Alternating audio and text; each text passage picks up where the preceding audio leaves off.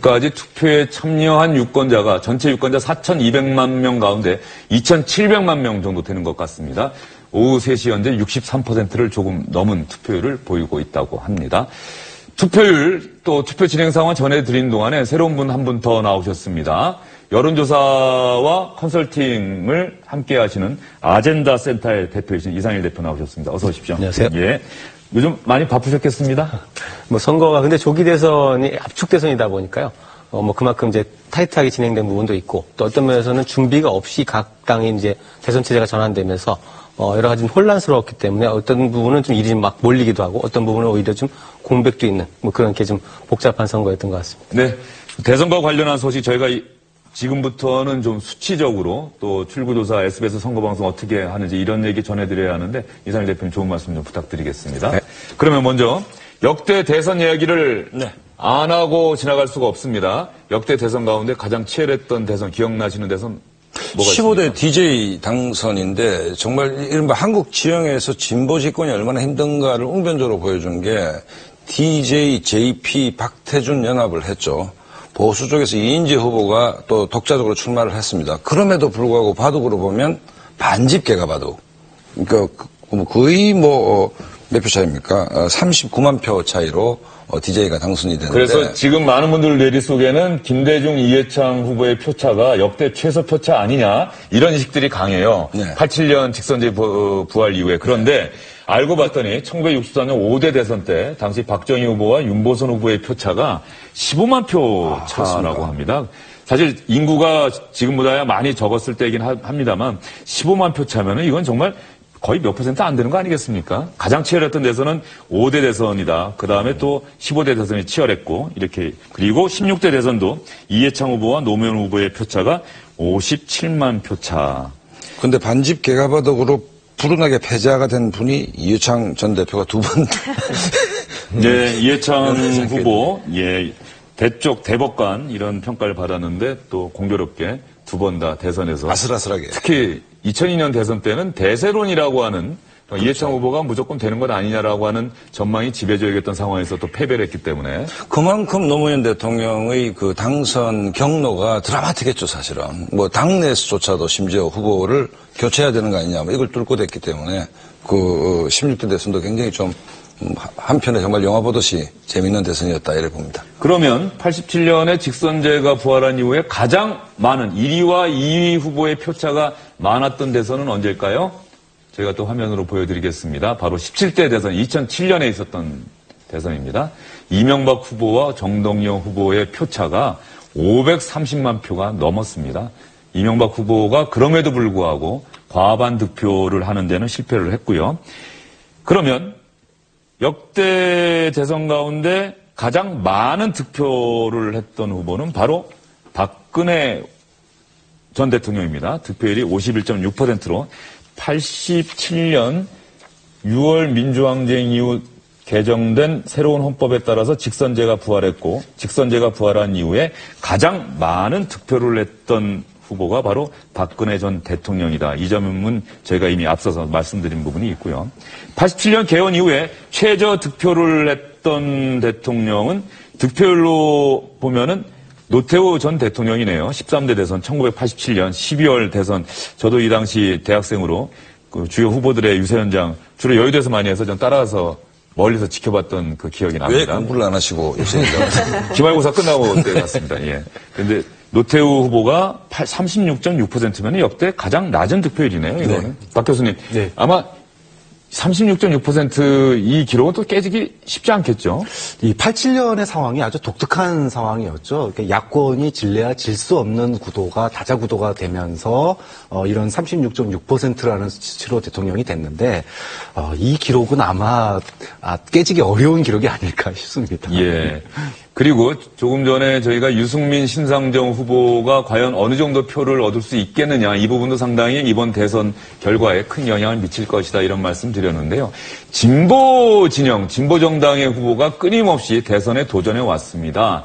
지금 화면 보시면 아시겠습니다만 1992년 김영삼 전 대통령이 당선됐던 14대 대선 때는 백기환, 진보 진영에서는 정말 유명하신 분이죠. 네. 이 백기환 선생이 무소속으로 나섰는데 백기환 후보가 3만 표를 얻었다는 얘기겠죠? 1%의 득표율 기록했고요. 그 다음에 여러분도 잘 기억하시는 권영길 전 노동당 대표가 세 차례에 걸쳐서 대선에 출마를 했습니다. 득표율이 1.2%, 3.9%, 3% 이렇게 16대 대선 때, 2002년 대선 때 3.9%가 가장 높았던 수치인데 지난 대선 여러분 기억하시죠? 이정희 통합진보당 후보가 2차 토론까지는 참여를 했다가 마지막 토론에 불참하면서 문재인 후보 지지를 선언했었죠. 그래서 목티 논란이 일어났죠. 예. 그래서 득표율은 없죠. 왜냐하면 최종적으로는 투표에 참여를 하지 않았으니까요. 이번에 정의당의 심상정 후보가 권영길 후보가 기록했던 3.9%의 득표율 기록을 깰 것이냐.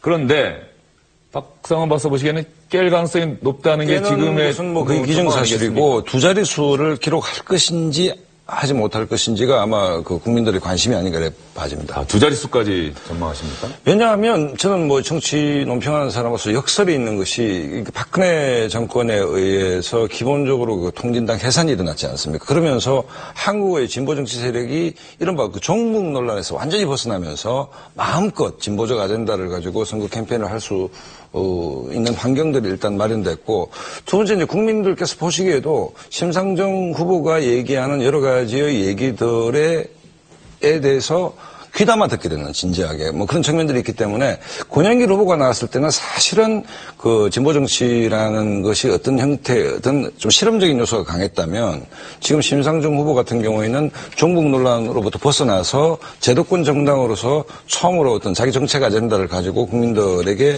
세일즈를 하고 있기 때문에 두 자릿수 갈 건가 말 건가가 지금 많은 전문가들이 바라보는 관전 포인트가 아닌가. 그러니까 어떤 경우든 지금 그 심상정 후보와 정의당은 좀 정치권 안에 안착하는 계기가 되는 이번 대선이 아닌가 이런 생각이 듭니다. 예. 심상정 후보가 역대 진보정당의 대선 후보 가운데 가장 높은 득표율을 기록할지 이 부분도 관심 있게 지켜볼 만한 대목인 것 같고요. 이상일 대표 나오셨으니까 이제 시청자 여러분들 저녁 8시에 투표가 딱 끝나고 나면 가장 기다리시는 게 출구조사 결과 발표 아니겠습니까? 그렇죠. 사실은 출구조사 결과 발표를 모두가 기다리는데 그때가 가장 드라마틱하잖아요. 네. 과연 몇 대 몇으로 나올까? 어떻습니까? 많은 분들이 아마 이제 오늘 밤, 오늘은 이제 보궐선거기 때문에 8시에 투표가 끝나죠. 그래서 네. 8시에 발표될 출구조사 결과 기다리실 텐데요. 먼저 일단 그 대선, 출구조사가 지난 몇 차례 대선에서 굉장히 정확한 어떤 예측력을 보였습니다. 그래서 이번 대선에서도 이제 그렇지 않을까라는 기대감들이 있는데, 실제로 일단 먼저 출구조사에 대한 약간의 그 설명과 변명을 먼저 해드리자면, 예. 근데 일반적으로는 출구조사가 끝나고 난 다음에 항상 출구조사 많이 틀렸다 이런 어떤 이야기들이 많이 나옵니다. 근데 이 부분들을 좀 정확히 보셔야 되는 게 뭐냐면, 출구조사는 그 전국에 이제 수많은 투표소 중에서 일부를 추출해가지고 투표라고 나오는 분들한테 조사를 해서 결과를 예측하는데, 당선자가 누구냐를 단순하게 예측하는 데 목적이 있지 않고 정확한 득표율까지 예측을 해냅니다. 그래서 대통령 선거처럼 이렇게 단일한 선거에서는 역대 최근에 한 서너 번의 대선에서 굉장히 높은 적중률, 그러니까 당선자를 맞추는 걸 에서 벗어나서 득표율까지 정확하게 예측해내는 그런 능력을 보였고요. 근데 총선이나 지방선거에서는 이제 특히 총선에서는 전국에 250여 가까운 국회의원의 어떤 당선자 예측하다 보니까 이게 이제 왜 틀렸다라는 논란이 많이 벌어지냐면, 수많은 지역구 국회의원 선거를 하다 보면 1, 2위가 한 3% 이내에서 득표율 격차로 승부가 나는 지역구 굉장히 많습니다. 이런 지역들은 그러니까 득표율을 정확히 예측했는데도 불구하고 당선자가 틀리는 경우가 있기 때문에 그런 논란이 있습니다만, 대통령 선거에서는 지난 대선에서도 이제 실제 18대 대선, 16대 대선은 그 1, 2 후보의 격차가 굉장히 적었죠. 2%대에서 1, 2 후보가 나뉘었음에도 불구하고 정확히 예측을 해냈기 때문에 이번에도 아마 그런 어떤 관심 속에서 과연 누가 몇 퍼센트 득표로 당선자를 예측될지를 모든 분들이 기다리실 것 같습니다. 예, 이상일 대표께서 솔직하게 말씀해 주셨어요. 설명과 변명. 대선은 저희가 그래도 정확하게 맞춰왔다. 득표율까지. 근데 총선에서는 워낙 지역이 다양하다 보니까는 틀리는 지역, 득표력에 대한 어떤 평가가 다를 수 있기 때문에. 그렇죠. 틀렸다라는 것에 대한 관점의 차이인데, 통계학 교수님들이 이제 많이 같이 참여해서 이 일을 하시는데, 통계학에서 말하는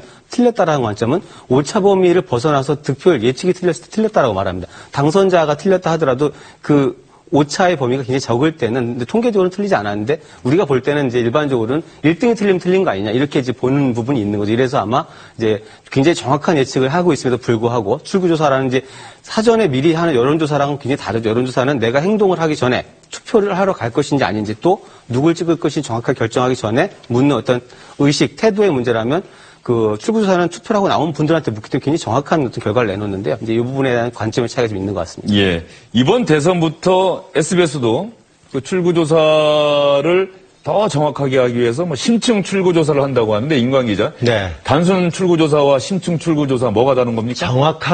정확하게 말하면 정확하게 하기 위해서 그러는 건 아니고요. 다른 부분들을 조사하는 겁니다. 그러니까 일반 출구조사는 지금까지 했던 출구조사는 대선의 경우에요. 330개 투표소에서 조사원들이 나가가지고 나오는 사람들을 5명 간격으로 물어보게 됩니다. 비밀로. 그러면 체크를 하고 그걸 나중에 총 9만 9천 명이 대상이 되는데 그거를 합계를 내서 오늘 같은 경우에는 오전 6시부터 투표 마감 1시간 전인 오후 7시까지 이렇게 해서 그걸 조사를 해가지고 8시의 정각에 출구조사 결과를 발표합니다. 누구 후보 몇 %, 그래서 당선 유력이라든가 아니면 박빙이라든가 이런 걸 내놓게 되는데 이번에 하게 되는 처음으로 시도하는 심층 출구조사는 전원을 하지는 않고요. 아까 말한 9만 9천 명을 하지는 않고 한 3분의 1 정도에 대해서 하는데 이 사람들에게 누구를 찍었느냐뿐만이 아니라 투표 후보, 그러니까 나는 왜 그 사람을 찍었는지 이유와 그리고 그렇게 결정한 것은 언제였는지 그리고 차기 정부 과제는 무엇이고 사회 현안에 대한 의견은 무엇인지 등 16가지를 질문하게 됩니다. 그렇게 해서 단순히 결과를 누구를 찍었느냐 보다도 끝나고 나서 왜 이 사람이 그 사람을 선택했는지 이런 것들을 알아보게 되는 거죠. 예.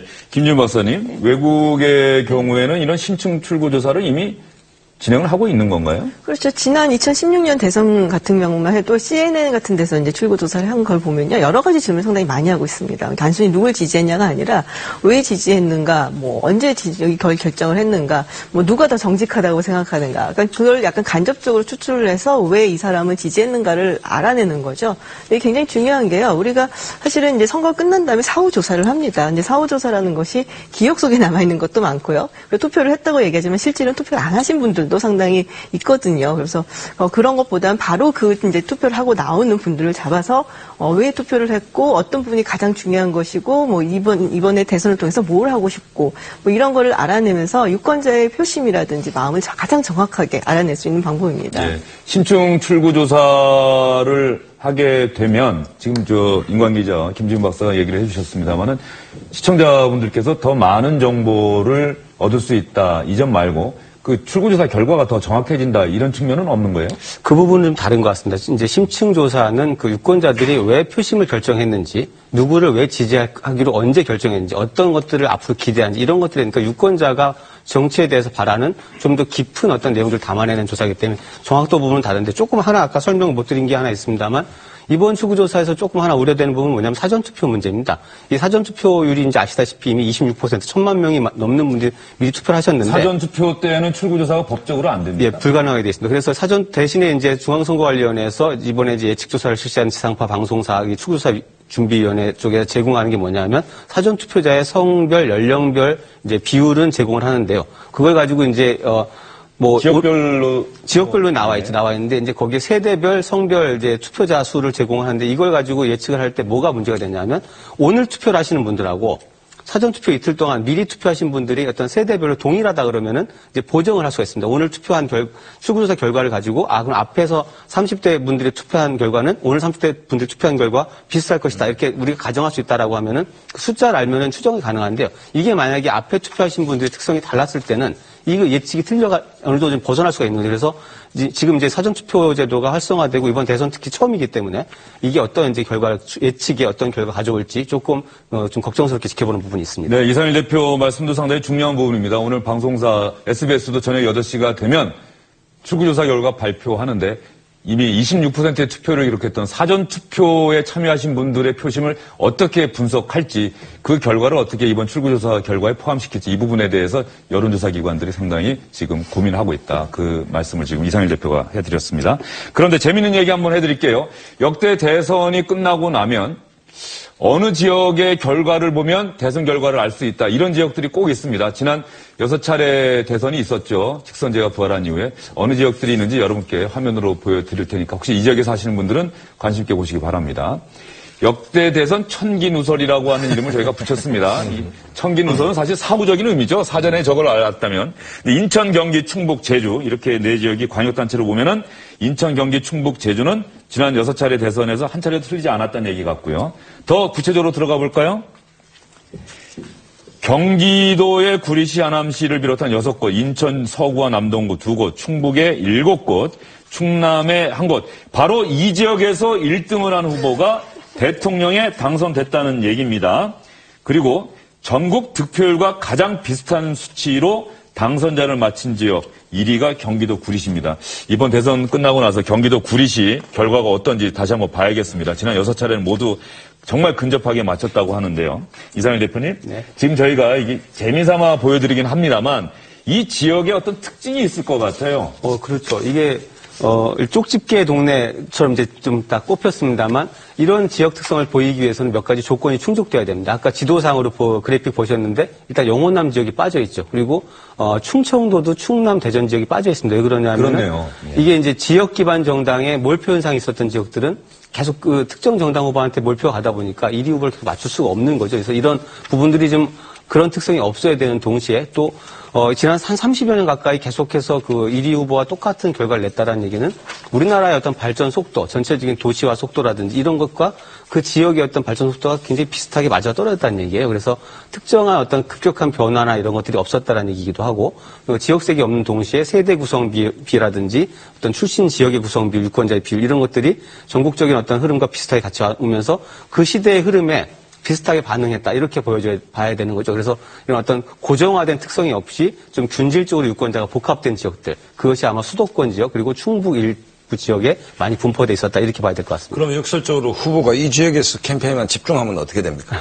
그런데 결과적이기 때문에 오히려 반대가 되겠죠. 오히려 그렇게 되면 결과를 왜곡시킬 수도 있는 그런 결과가 되지 않을까 싶습니다. 마지막에 90% 이상 96% 적중한 그 경기도 구리시 비롯해서 어느 지역인지 다시 한번 보여주시죠.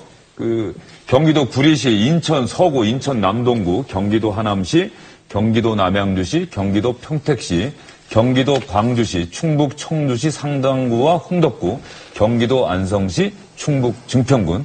이 지역의 이번 대선 개표 결과 한번 관심 있게 지켜봐야 될 것 같습니다. 오늘 저녁 8시가 되면은 모든 분들이 출구조사 결과 발표 기다리고 있을 텐데요. 사실 SBS도 이번 19대 대선이 헌정사상 최초로 있었던 현직 대통령 파면으로 조기에 치러지면서 정말 선거팀 구성해서 그동안 열심히 선거방송 준비해 왔습니다. SBS 선거방송은 역대 선거 때마다 많은 시청자분들의 관심을 끌어모았고 화제가 됐었습니다. 그래서 SBS 선거방송의 역사를 여러분께 먼저 영상으로 보여드리도록 하겠습니다.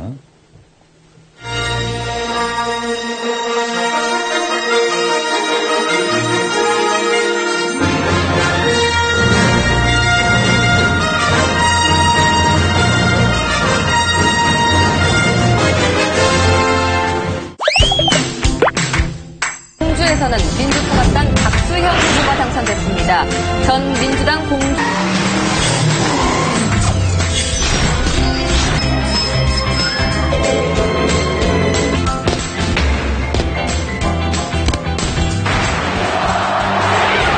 제 마음속에 있는 진정성을 자, 표절 논란 과연 돌려살 수 있을까요? 센 걸 오늘 가지고 왔습니다. 형사 고발할 예정입니다. 네, 고소의 달인이라고 자신을 부릅니다. 서울 마포구는 일부부터 보신 분들은 다 아시겠지만 지금 뒤에 보시는 것처럼 박선혜 앵커 저희 다 투표 열심히 했습니다. 지금 박선혜 앵커 인증샷 얼굴이 보이네요. 선거가 바뀐 상황으로 갈 경우에 우리는 여기서 산 넘고 물 건너서 투표에 참여해 주십니다. 네, 이 시각 현재 투표 상황 보여드리겠습니다. 서울 이 시각 현재 84만여 명이 투표했습니다. 네, 하지만 일정이라는데 정리 시간이 채 남지 않았습니다. 자, 박근혜 후보 과연 어떤 마음일까요, 지금? 당 조경태 의원이 선선한 곳이기도 한데 현재 투표율은 68%. 자, 저희가 힙합 전사로 전한 5명 후보도 있네요. 네. 저희가 이번에 개표 방송에 보여드릴 컴퓨터 그래픽을 살짝 맛보기로 보여드렸는데 그것보다 예, 지금 화면으로 정리를 해드렸습니다. 임광 기자. 네. 근데 SBS 선거방송, 또 저희가 또 SBS 방송이다 보니까는 또 SBS 이야기하는 게 좀 그렇긴 합니다만, 시청자들의 사랑을 받았던 이유가 있을 거예요. 단지 재미에서 그치진 않았던 거 아니겠습니까? 그렇습니다. 저게 언제 때부터냐면요. 2012년 4월 총선부터 그해 대선, 그리고 이제 제가 그 다음 선거인 2014년 지방선거에 선거방송 기획단장을 맡았거든요. 그래서 제가 그 역사를 쭉 알고 있는데 2012년 그때가 우리나라 선거방송의 신기원을 이룬 해입니다. SBS가 기존의 선거방송 개표방송을 기존의 틀을 다 무너뜨렸습니다. 그 전까지는 숫자가 중심이 됐었어요.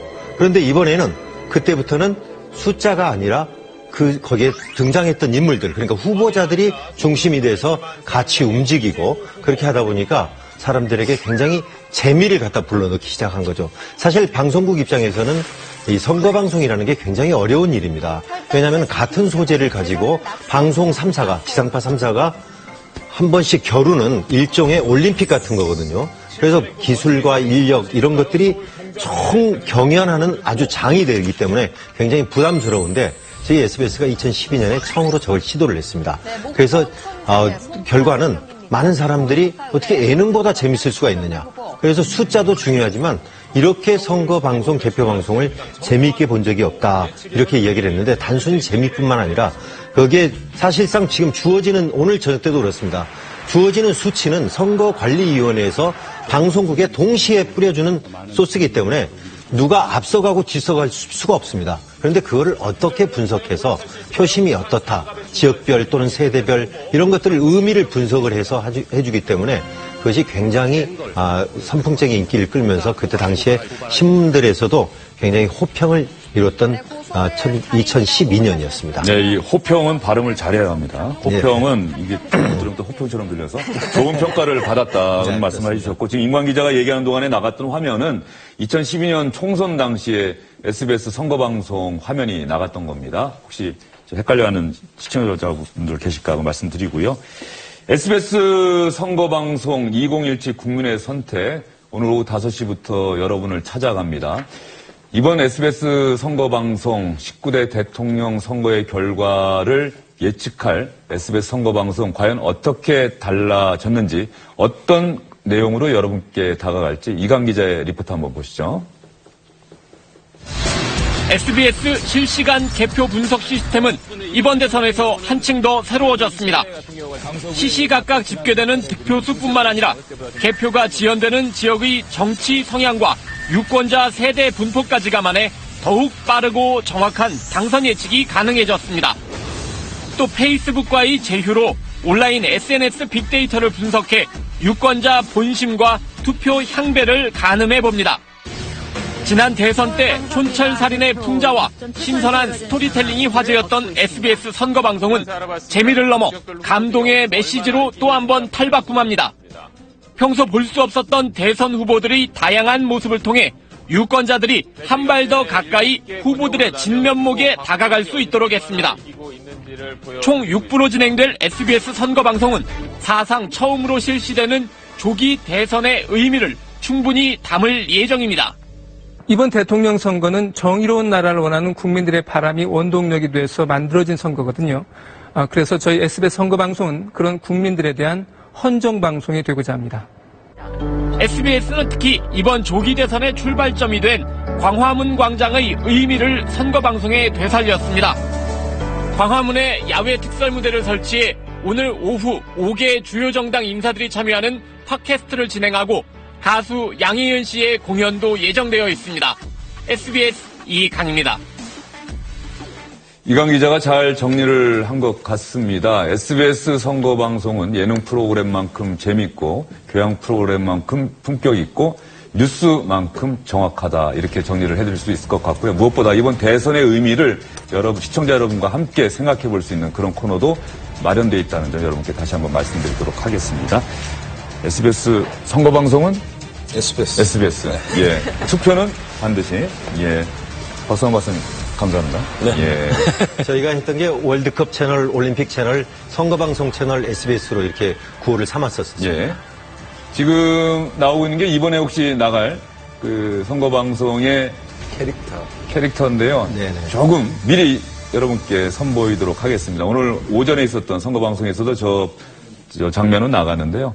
그 선거방송의 핵심은 재미와 품격, 정확도인데 이상현 대표님 어떻습니까? 여론조사 기관 입장에서 보면은 가장 곤혹스러운 게 이제 얼마나 정확하게 맞힐 수 있냐 이건 아니겠습니까? 그렇죠. 그렇지만 결국 그래도 보시는 분들 입장에서는 아까 말씀하신 것처럼 동일한 어떤 숫자들이 계속 제공되기 때문에 그 속에서 어떤 테마 내지는 이제 주제별 그 분석이라든지 다양성, 그 다음에 또 한 가지는 그 확실히 저도 기억납니다만 SBS에서 시도했던 이 그래픽을 중심으로 한 어떤 재미를 추구하는 방송 이런 부분들도 좀 빼놓을 수 없는 것 같고요. 그런 어떤 요즘은 이제 계속 채널들을 이렇게 돌려가면서들 보시기 때문에 아마 그런 어떤 차별성에 대해서 좀 더 민감하게 반응하시고 좀 더 재미있으면서 유익한 방송들을 찾아가는 그런 탐색전이 벌어질 것 같습니다. 이 SBS의 그래픽이 굉장히 저희들이 자랑하는 게 이제 바이폰이라고 부르는데요. 저기가 스토리를 담았습니다. 그래서 스토리텔링을 하기 때문에 굉장히 드라마보다 재밌다 이렇게 이야기를 하고요. 아무래도 하이라이트는 8시 정각에 발표하는 출구조사 결과입니다. 우리는 이번에 광화문 광장에서 시민들이 카운트다운을 합니다. 그렇게 해서 8시 정각에 표출을 하니까 많이 기대하셔도 좋을 것 같습니다. 예.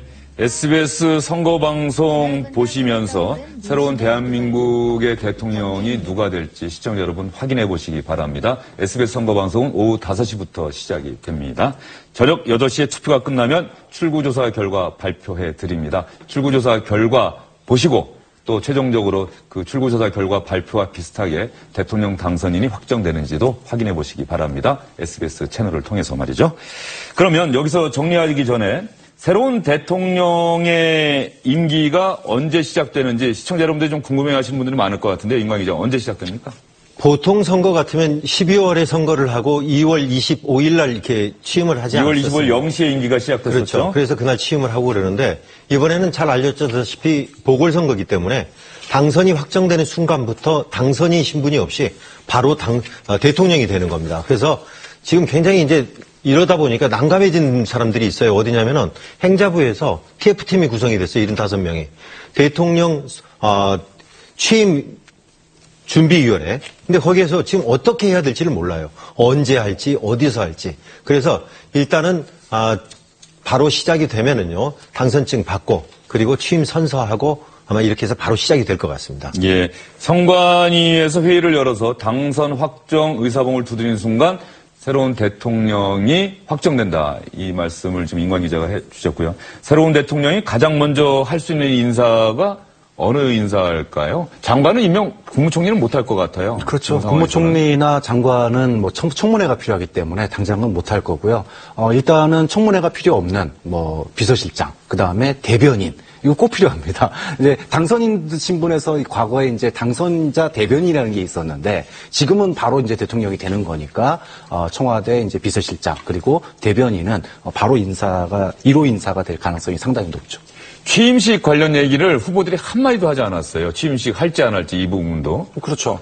뭐 문재인 후보는 뭐 취임식 제 기억으로는 없이 바로 업무에 복귀하겠다라고 얘기했고 홍준표 후보는 8월 15일 그 광복절 때 취임식을 하고 그 전까지는 업무 장악에 뭐 주력하겠다 이런 말씀들을 하신 것 같은데 지금 상황이 엄중하기 때문에 우선 뭐 일단 바로 인수위 기간 없이 취임하는 것 아닙니까? 그렇기 때문에 취임식보다는 우선순위 앞에 있는 예를 들어서 아까 박 교수님 말씀하셨던 뭐 비서실장, 뭐 안보실장, 홍보수석 뭐 이런 분들은 빨리빨리 임명을 해야 될 것이고 그 다음에 이제 내각 인선에 들어가야 될 것이기 때문에 취임식은 아무래도 뭐 하게 된다면 한숨 돌리고 난 뒤에 좀 편안한 시간에 하지 않겠나 이런 생각이 정부 진영을 다 갖춘 뒤에 한 달쯤 뒤에 취임식을 할 수도 있다 이런 얘기가 나오는데 아직까지 정확한 내용은 아닙니다. 새로운 대통령이 탄생하고 나면 대통령이 그 구상을 국민 여러분께 시청자 여러분께 밝힐 것으로 예상이 됩니다.